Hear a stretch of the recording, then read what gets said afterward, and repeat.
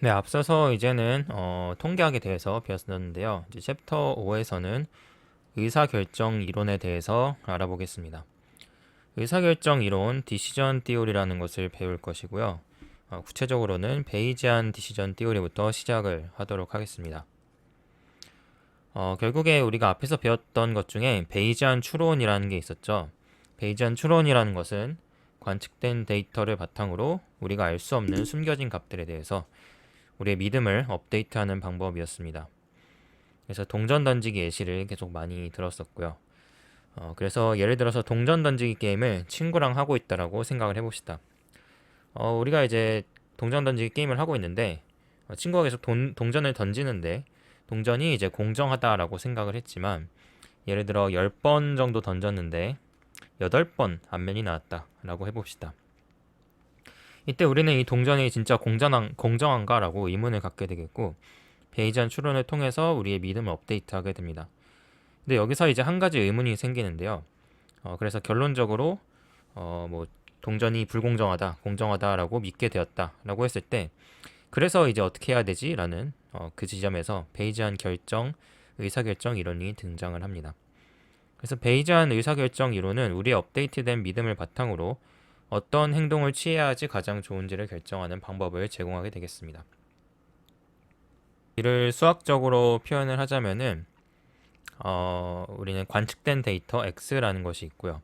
이 관측된 데이터 X가 주어졌을 때 숨겨진 상태 H에 대한 사후 확률을 베이지안으로 계산을 할 수가 있겠죠. 이때 이 라지 X가 변수가 되겠고 이 스몰 x는 관측값이 되겠습니다. 그리고 이렇게 관측한 사후 확률 pH 바 x를 바탕으로 최선의 행동을 결정하게 되겠습니다. 그래서 사후 확률을 이렇게 계산을 하게 되겠고요. 이 사후 확률을 바탕으로 최선의 행동을 결정을 할 수가 있게 되겠죠. 그래서 동전 던지기 예시를 생각을 해봤을 때 우리가 계산한 사후 확률이 동전이 불공정할 확률 걔가 뭐 90%다 라고 이제 결정이 됐을 때 이 정보를 바탕으로 이제 행동을 해야 됩니다. 이제 계속 게임을 할까 아니면 그만둘까 혹은 뭐 동전을 교체해 달라고 할까 이런 여러 가지 의사결정에 대해서 베이지안 의사결정 이론은 이런 선택을 하는 데 도움을 주게 되겠습니다. 그래서 의사결정 이론의 기본적인 개념에 대해서 알아보도록 하겠습니다. 의사결정 이론에서는 의사결정자를 에이전트라는 이름으로 부릅니다. 그래서 뭐 여러분들이 바로 에이전트라고 할 수가 있겠고요. 에이전트는 선택할 수 있는 어떤 가능한 행동들의 집합을 가지고 있습니다. 그것을 우리가 수학적으로 알파벳 A라고 쓰게 되겠고 이를 액션 스페이스라고 부릅니다. 네, 실제 예시를 통해서 이해해 보겠습니다. 우리가 코로나 환자를 진료하는 의사를 생각을 해보겠습니다. 이제 이 의사가 취할 수 있는 행동은 크게 두 가지인데요. 아무것도 안 한다랑 부작용이 있긴 하지만 생명을 구할 수 있는 이제 비싼 약물을 투여한다. 이렇게 두 가지가 있습니다. 그래서 아무것도 안 하는 걸 또 할 수도 있고 혹은 이제 좀 비싸지만 생명을 구할 수 있는 약물을 투여하는 행동을 할 수도 있습니다. 그래서 이 경우에는 액션이 두 가지가 있게 되겠고요. 그래서 액션 스페이스 A는 액션 두 가지 A1, A2를 포함하고 있다라고 할 수가 있습니다. 그래서 집합이 두 개의 원소가 있는 경우가 되겠죠. 근데 여기서 중요한 점은 이제 각 행동에는 비용과 이익이 따른다는 점입니다. 그리고 이 비용과 이익은 어떤 자연의 상태에 따라 달라지게 되겠습니다.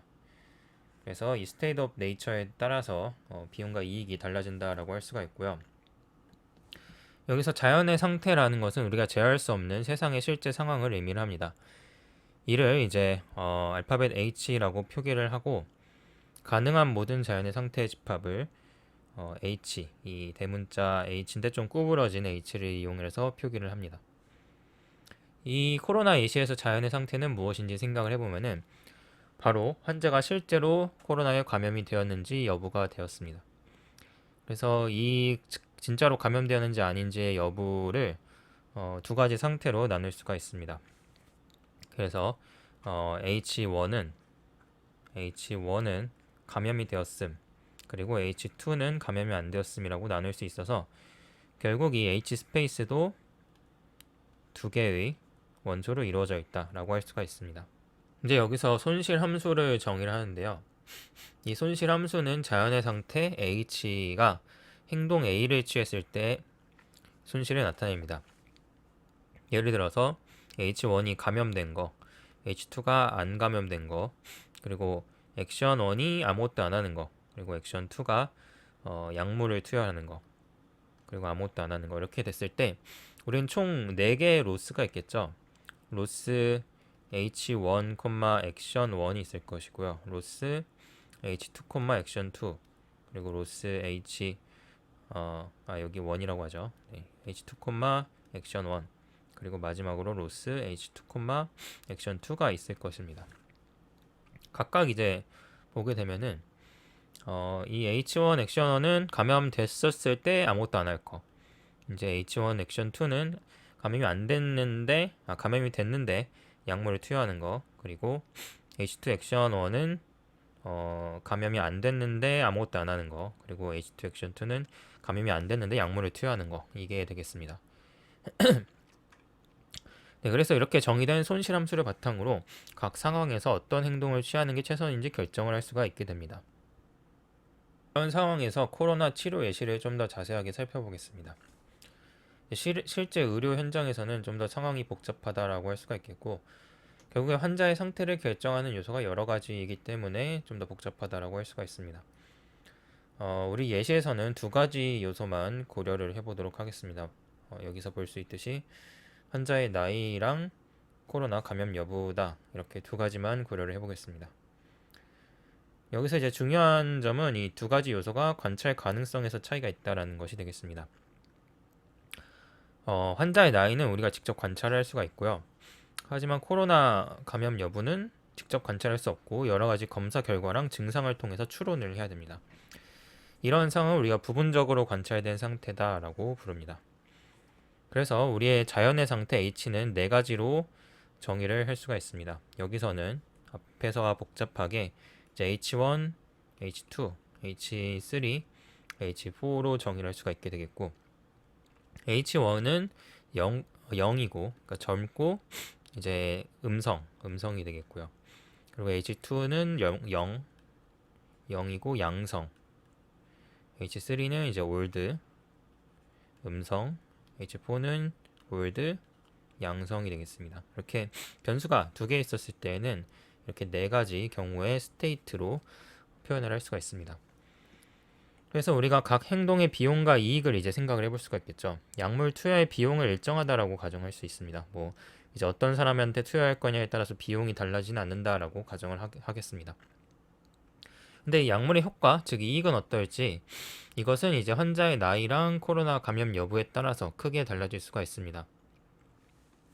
예를 들어서 이제 젊은 환자가 코로나에 감염되었다면은 약물 투여로 얻는 이익이 매우 클 것입니다. 젊은 사람은 이제 남은 수명이 길기 때문에 생명을 구하는 가치가 크다라고 이제 가정을 하는 것이죠.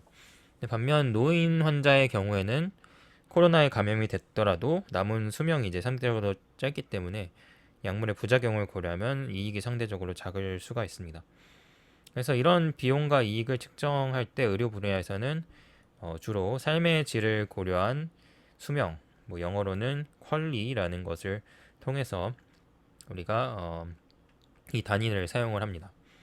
그래서 1퀄리라고 부르는 것은 완전한 건강 상태로 1년을 사는 것과 동등한 가치를 가진다는 그런 단위가 되겠습니다. 예를 들어서 이제 젊은 사람의 기대 수명이 60년이다 라고 가정을 했을 때 노인의 기대 수명은 10년이다 라고 가정을 해보겠습니다. 이때 약물의 부작용으로 인한 고통을 뭐 8퀄리다 이렇게 가정을 할 수가 있습니다. 그때 이 약물의 부작용으로 인해서 8년 동안 완전한 건강 상태로 살 수 있는 기회를 잃는 것과 같은 손실을 의미를 합니다. 그래서 이때 과연 어떻게 투여를 할지 안 할지 이런 것을 계산을 할 수가 있게 되겠죠. 네, 이러한 정보를 바탕으로 손실 행렬을 만들 수가 있게 됩니다. 이 행렬은 각 상태에서 각 행동을 취했을 때 손실을 나타냅니다. 그래서 이 화면에 보이는 손실 행렬이 있게 되겠고요.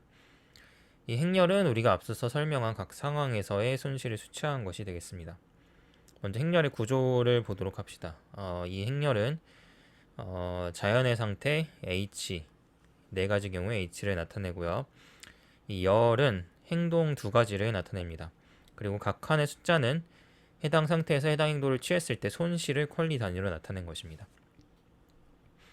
예를 들어서 이제 첫 번째 행을 보면은 이제 코로나 걸린 사람이 아닌데 젊은 사람이죠. 이때 아무것도 안 하면은 손실이 0인데요. 약물을 투여하면 8의 퀄리를 잃습니다. 이건 뭐 당연하게 되겠죠. 건강한 사람한테 아무것도 하지 않으면 손해를 볼 것이 없는데 이제 건강한 사람한테 불필요한 약물을 투여해서 발생하는 부작용이나 이런 약의 비용 등을 8의 수치로 손실을 매긴 것입니다. 두 번째 행렬은 이런 식으로, 세 번째, 네 번째 이런 식으로 계산을 할 수가 있습니다. 뭐 마지막 행만 보게 되면은 노인이고 코로나가 양성인 상태에서는 아무것도 안 하면은 이제 기대 수명이 10년을 달린다. 그러니까 사망한다라고 가정을 해보겠고요. 그리고 약물을 투여했을 때는 8의 손해만 보고 산다라고 이제 가정을 해봅시다. 그래서 결국에 이제 이런 손실값들을 통해서 의사 결정을 할 때 선호도를 반영을 해서 어떤 결정을 할 수가 있게 됩니다. 하지만 뭐 이런 값들을 결정하는 것은 실제로는 이런 손실행렬뿐만 아니라 여러 가지 것들을 고려를 해야 되겠죠. 이제 의사결정 이론 중에 중요한 것들의 하나는 결국에 우리가 이런 식의 손실행렬로부터 결정을 내릴 수 있게 해준다라는 것이 되겠습니다. 네, 이제 베이지안 의사결정 이론의 핵심 개념인 사후 기대 손실에 대해서 알아보도록 하겠습니다. 이 사후 기대 손실이라는 것은 우리가 특정 행동을 취했을 때 예상되는 평균적인 손실을 의미를 합니다. 이것을 영어로 이제 리스크라고도 부릅니다. 그래서 사후 기대 손실은 이제 정의가 아래와 같이 정의가 됩니다. 이제 이 식이 의미하는 바를 살펴보게 되면은 일단 얘가 이제 손실인데요. 무슨 손실이냐면은 증거 X가 주어져 있을 때 행동을 A를 취했을 때 그때 손실이 되겠습니다. 그리고 그것을 이제 계산하는 것은 이제 오른쪽과 같이 정의가 되는데 얘는 기대값이죠. 무엇에 대한 기대값이냐면은 사후 확률에 대한 사후 확률이 주어졌을 때에 대한 기대값입니다. 그때 사후 확률은 우리가 x가 주어져 있을 때 사실 h가 그 우리가 알고 싶은 그 히든 스테이트인 상황이 되겠습니다. 그래서 어떻게 보면 코로나 예시로 들면은 어떤 코로나 증상이 주어졌을 때 이때 진짜 사람이 코로나에 걸렸을지 아닐지에 대한 그 확률이 되겠죠. 그리고 그 안에 이제 기대값을 무엇을 취하냐면은 로스 h, a가 되겠습니다. 얘는 상태가 h일 때 행동 a를 취했을 때 손실이 되겠습니다. 얘는 이제 오른쪽과 같이 계산이 되는데요. 결국에 이제 어떤 시그마, 그러니까 모든 스테이트에 대한 시그마로 계산이 되고, 이 근거 x가 주어졌을 때 h, 실제 h가 존재할 사후 확률 곱하기 로스 값이 되겠습니다. 그래서 로스에 대해서 우리가 가중합을 낸다 이렇게 볼 수가 있겠죠. 이 ph/x는 합이 1일 테니까요. 그때 우리가 로스 값을 그 h1 확률을 곱해가지고 가중합을 낸다라고 할 수가 있습니다. 좀 더 직관적으로 생각을 해보면은 주식 투자를 한다라고 가정을 해봅시다. 이때 행동 A는 주식을 사는 거가 되겠습니다. 그리고 H는 주가가 오르는 것과 내리는 것 두 가지가 되겠습니다. 그리고 X는 이때 여러분들이 가진 정보, 뭐 회사에 대한 정보가 되겠습니다. 이제 사후 기대 손실은 다음과 같이 계산이 됩니다. 결국에 H에 대해서 다 계산을 하는 것인데 여기서 보면은 주가가 오를 때에 대한 손실이 되겠죠. 주가가 오를 때에 대한 H가 업일 때에 대한 우리가 산다라고 했을 때 손실 곱하기 주가가 실제로 오를 확률이 되겠고요. 이거 플러스 H 다음번에 대해서 이제 두 번째 H에 대해서 주가가 내렸을 때 사는 거 이때 이제 로스가 있겠죠. 곱하기 실제로 주가가 내릴 확률이 되겠습니다.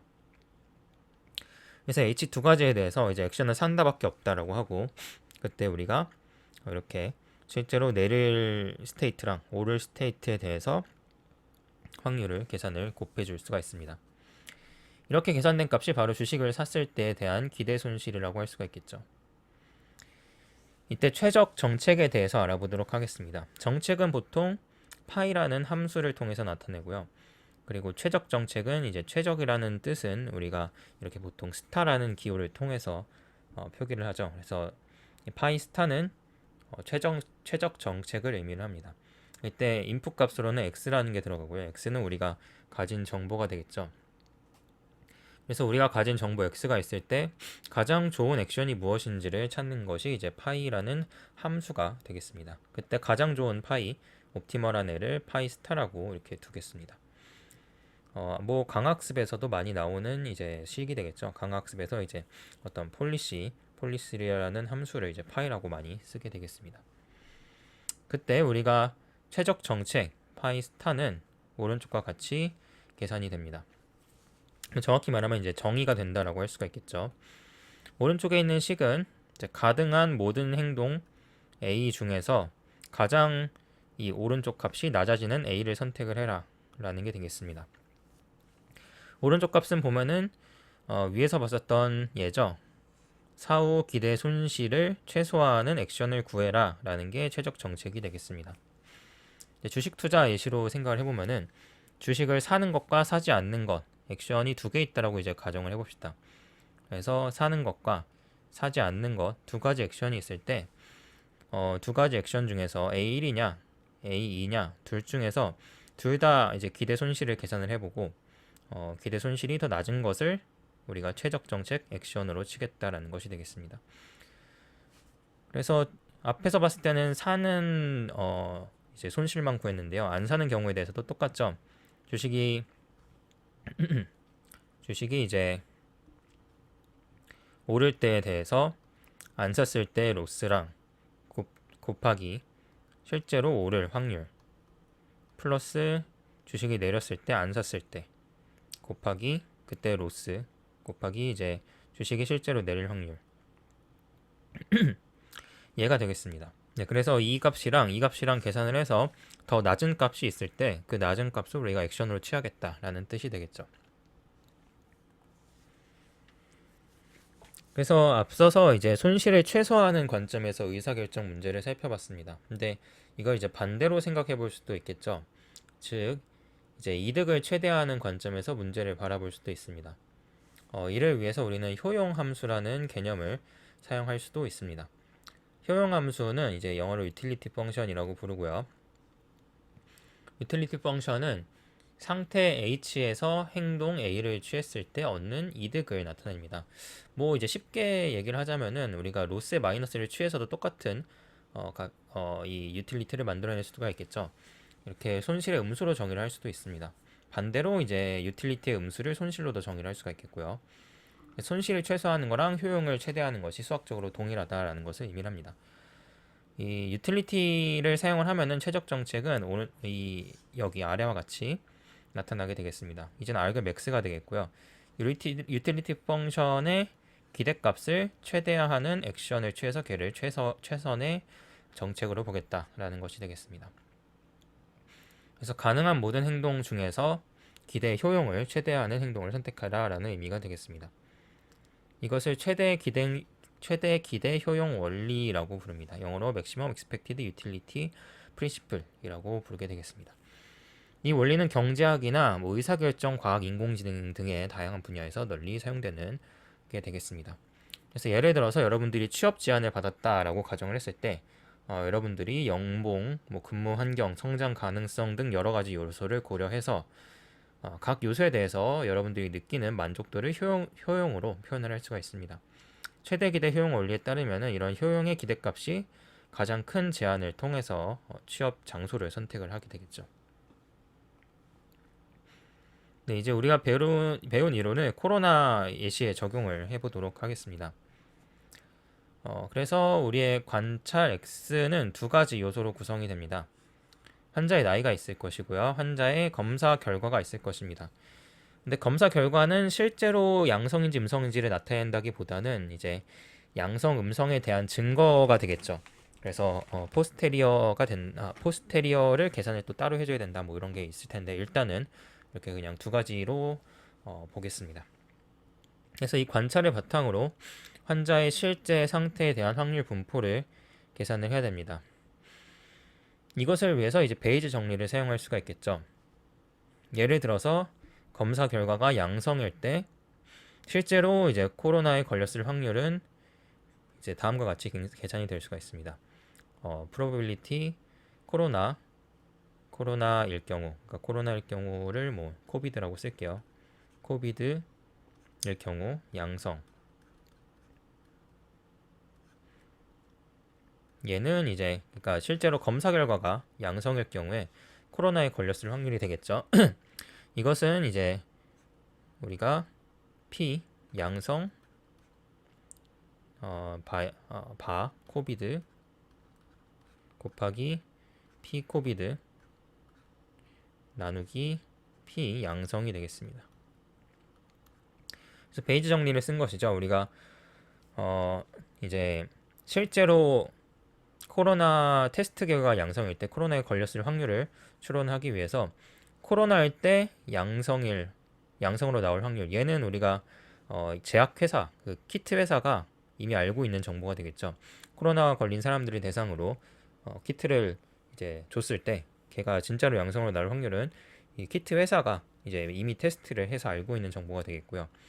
얘가 이제 사전 프라이어가 되겠습니다. 그래서 그 도시에 그 사람들이 코로나에 몇 퍼센트 걸렸는지 그걸 이제 사전 정보로 줄 수가 있고요. 피양성은 우리가 에비던스가 되겠죠. 그래서 앞에서 봤었던 에비던스를 쓸 수 있고, 그래서 뭐 마지널 라이클리우드를 쓸 수가 있습니다. 네, 그래서 이렇게 계산된 확률이랑 앞서 정의된 손실행렬, 앞서서 봤었던 손실행렬을 사용을 해가지고 가능한 관찰에 대하여서 최적 정책을 계산을 할 수가 있습니다. 그게 바로 이 화면에 보이는 표가 되겠습니다. 그래서 이제 코로나에 걸렸을 확률을 이제 사후 분포로 계산을 한 게 되겠고요. 그리고 그때 얘는 아무 조치도 취하지 않았을 때에 대한 기대 비용이 되겠습니다. 그리고 얘는 약물을 투여했을 때에 대한 기대 비용이 되겠고, 얘는 최적의 선택을 나타냅니다. 0은 아무것도 하지 않은, 그리고 1은 약물 투여하는 것을 의미합니다. 그래서 예를 들어서 첫 번째 행을 보게 되면은, 첫 번째 행 같은 경우에는 젊은 환자가 검사에서 음성이 나왔을 때 이 경우가 되겠습니다. 이때 환자가 실제로 코로나에 걸렸을 확률은 0.01로 계산이 됩니다. 그래서 이 베이지 이론을 적용을 해가지고 계산을 했을 때 0.01의 확률이 나오게 되겠고요. 이 경우 이제 음성일 확률이 높고 양성일 확률이 굉장히 낮게 되겠죠. 그래서 이때에는 아무 조치도 취하지 않는 것이 훨씬 더 이 코스트가 낮다라고 할 수가 있습니다. 봤었던 최적 정책으로 인해서 코스트가 낮은 0.84를 선택해서 아무것도 안 한다가 되겠습니다. 두 번째는 이제 테스트가 음성일 때 이제 올드한 경우가 되겠습니다. 이때 코로나에 걸렸을 확률은 0.01이 되겠고, 이때는 더 낮죠. 이 코로나 아무것도 안 했을 때에 대한 코스트가 훨씬 더 낮습니다. 그래서 아무것도 안 한다를 선택을 하게 되겠고, 그리고 양성일 때 젊었을 때 이때는 이제 코로나에 걸렸을 확률이 이렇게 80%로 높아지게 되겠고요. 이때 이제 코로나 치료에 대한 코스트가 아무것도 안 하는 코스트가 높고 치료에 대한 코스트가 낮습니다. 그래서 이때는 치료를 하게 되겠고, 그래서 마지막으로 이제 계산을 해보면은 반면 이제 테스트 검사가 양성이고 이제 나이가 많을 때 코로나에 걸렸을 확률은 동일하게 80%이지만 이제 앞서 봤던 그 기대값을 적용을 해서 이제 코스트를 계산해 보면은 치료를 하는 것보다 안 하는 게 더 코스트가 낮습니다. 그래서 이제 치료를 안 한다라고 할 수가 있게 되겠죠. 그래서 이런 베이지안 의사결정 이론을 사용을 해가지고 각 상황에서 최적 행동의 결정을 할 수가 있습니다. 이제 우리가 계산한 정책을 해석해야 하는 방법에 대해서 살펴보겠습니다. 그래서 코로나 치료 예시를 통해서 이제 베이지안 의사결정 이론이 실제로 어떻게 적용이 되는지 이해해 보도록 하겠습니다. 일단 분석 결과에 따르면은 약물은 검사 결과가 양성인 젊은 사람한테만 투여해야 합니다. 왜 그러냐면은 결국 젊은 사람이 코로나에 걸렸을 때 약물 투여로 얻는 이익이 크기 때문입니다.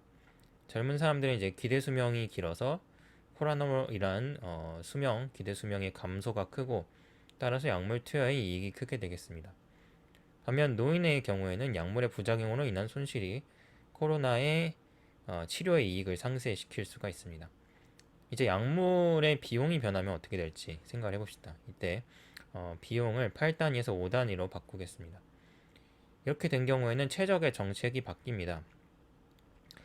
이제는 검사 결과가 양성인 모든 사람들에게 약물을 투여하는 게 더 좋다라고 할 수가 있습니다.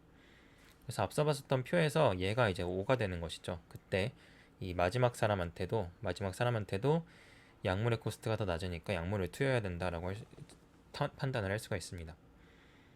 또 다른 흥미로운 점은 검사의 신뢰도에 따라서 정책이 바뀔 수가 있습니다. 그래서 앞서서 봤었던 이 확률 있잖아요. 검사의 신뢰도. 코로나에 걸렸을 때 실제로 키트가 양성으로 나올 확률. 얘를 우리가 앞서 계산했을 때 뭐 따로 우리가 제가 알려주진 않았지만 0.875라고 계산을 한 것입니다. 즉 87.5%의 민감도를 가지고 있다라고 계산을 한 것인데요. 근데 얘를 우리가 이 검사의 신뢰도를 0.975로 높여봅시다.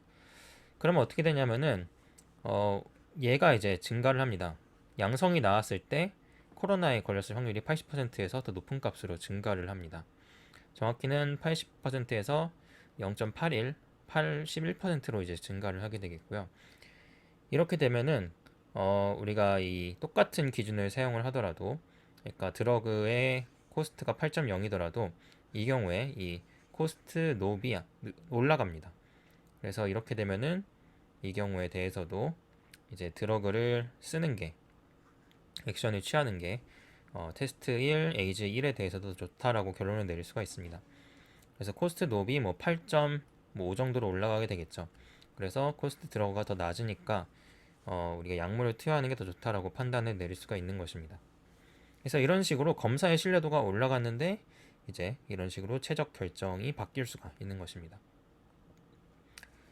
그래서 이 변화를 중요한 의미를 생각해 보면은 검사의 민감도가 높아지면은 양성 결과를 더 신뢰할 수가 있게 되는 것입니다. 따라서 양성 결과가 나왔을 때 실제로 병에 걸렸을 확률이 높아지게 되겠고 그에 따라서 치료의 필요성도 증가하게 되는 것입니다. 그래서 의료 기술의 발전이 의사결정에 미치는 영향성을 보여주게 되겠습니다. 네, 그래서 이러한 예시들은 결국에 베이지안 의사결정 이론의 유연성을 잘 보여줄 수가 있습니다. 그래서 비용이나 이익, 그리고 검사의 정확도 등 다양한 요소들을 고려를 해가지고 최적 정책을 결정을 할 수가 있습니다.